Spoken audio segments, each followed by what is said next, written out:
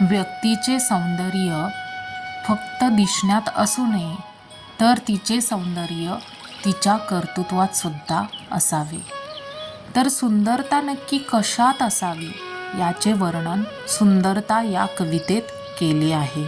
कवितेचं नाव आहे सुंदरता. सुंदरता कशात असावी? सुंदरता फक्त रूपात नसावी, तर ती विचारांच्या स्वरूपात असावी. सुंदरता फक्त रंगात नसावी, तर ती मनाच्या अंतरंगात असावी. सुंदरता फक्त बाह्यरूपात नसावी, तर ती गुणांच्या वर्तनात असावी. सुंदरता फक्त वरवरची नसावी, तर ती सुंदर स्वभावशैलीची असावी. सुंदर असणे ही बाब नैसर्गिक असते. सुंदर असणे ही बाब नैसर्गिक असते.